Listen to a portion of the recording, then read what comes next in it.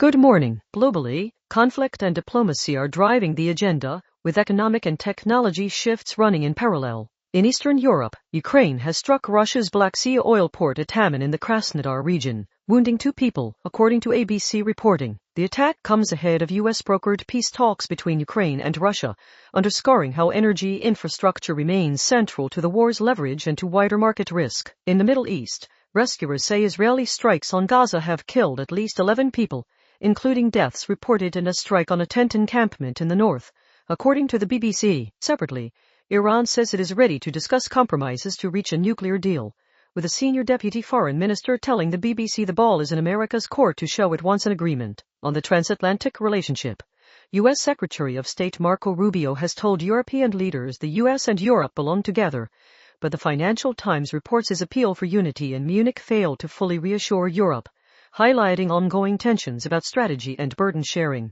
On Russia, the UK says opposition leader Alexei Navalny was killed using dart frog toxin, and the BBC reports Washington is not disputing European partners' assessment, with the UK considering new sanctions. The BBC also reports Ukraine's former energy minister has been detained while attempting to leave the country, amid legal proceedings linked to a corruption scandal. Turning to the global economy and the technological revolution, the Financial Times reports new economic data suggests AI-driven productivity gains in the United States are becoming measurable, signaling a shift from experimentation to broader, trackable impact. At the same time, the FT reports the end of EV euphoria has triggered a $65 billion hit for carmakers, with manufacturers rethinking U.S. strategy and pivoting back toward petrol and hybrids.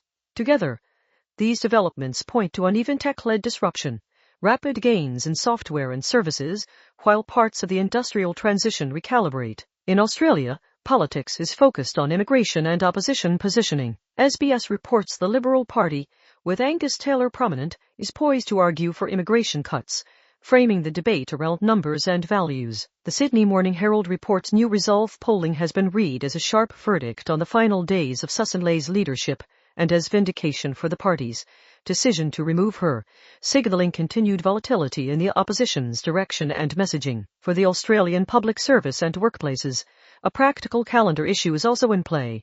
SBS reports that with Anzac Day falling on a weekend this year, New South Wales has announced an additional public holiday, a change that will affect staffing, service delivery planning, and business scheduling. On local developments, ABC reports a Melbourne council plan to replace Southbank's much-derided red stairs has stalled. A competition described as lucrative was unveiled, but a year after it was due to start, the replacement process appears to have gone nowhere, raising questions about project follow-through and public space renewal. And in sport, Australia's Winter Olympics campaign continues to deliver.